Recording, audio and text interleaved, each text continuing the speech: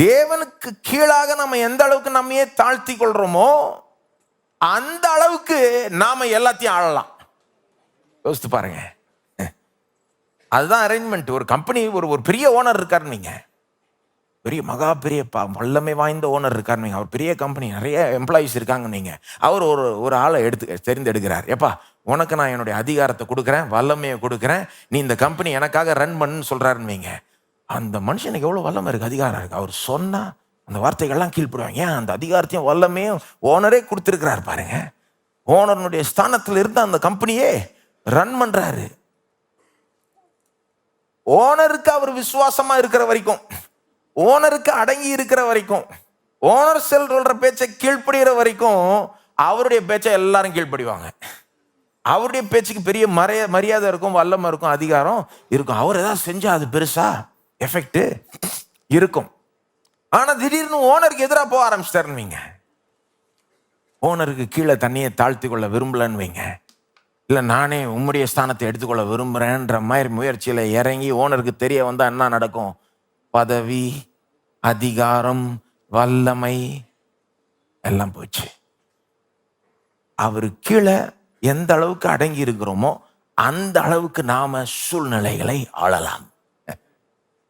இதெல்லாம் ஏன் சொல்றேன் நான் இன்னைக்கு? ஏன்னா இதை புரிஞ்சுக்கிட்டாதான் இந்த நம்மளையே நாம தாழ்த்தி கொள்ளணுன்றத உருப்படியா அப்ளை பண்ணலாம் வாழ்க்கையில போய். ஏன்னா இதை புரிஞ்சுக்கிட்டா பாருங்க, சில காரியங்கள் விளங்குது. என்னன்னா, நீங்க போய் இந்த பாரங்களை இறக்கி வைக்கிறீங்கன்னு போறீங்களே, நீங்க தாழ்த்தி கொள்ளணும், எல்லாத்தையும் கண்ட்ரோல் பண்ணக்கூடாதுன்னு போறீங்கல்ல, அந்த நேரத்துல சில நேரம் நமக்கே வெறுப்பாயிடும். ஏன்னா நம்ம திரும்ப இறக்கி வைக்க பார்க்கிறோம். ஆண்டவரே நான் கண்ட்ரோல் பண்ணல, நீர் கண்ட்ரோல் பண்ணணும்னு சொல்றோம். ஆனா திரும்ப கண்ட்ரோல் பண்ணணுன்ற ஆசை வந்துகிட்டே இருக்குது. அதை வெறுக்காதீங்க. கண்ட்ரோல் பண்ற ஆசையை ஒட்டு மொத்தமா வெறுக்க தேவையில்லை, வெறுக்காதீங்க. ஏன்னா வெறுத்தா உங்களுக்கு தான் கஷ்டம். ஏன்னா திரும்ப வரதான் செய்யும். ஏன்னா கடவுளே உள்ள போட்டாரு. என்ன பண்ணிட்டாரு? உங்களை ராஜாவா ராணியா இருக்கும்படி போட்டாரு.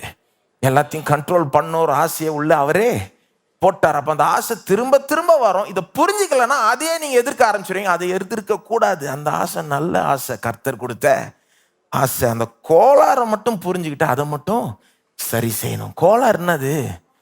நான் கண்ட்ரோல் பண்ணணுன்றது தப்புன்னு கிடையாது.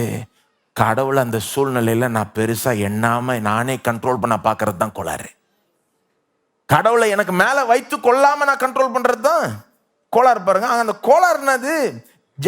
உலகமே என்ன பண்ணுது? தன்னுடைய சூழ்நிலை அவங்களே கண்ட்ரோல் பண்ண பாக்குறாங்க. கடவுள் அந்த சூழ்நிலையில கொண்டு வரதே அவங்க முயற்சி எடுக்கல, அதை பற்றி யோசிக்கவும் இல்லை, அதை பெருசா எண்ணமும் இல்லை.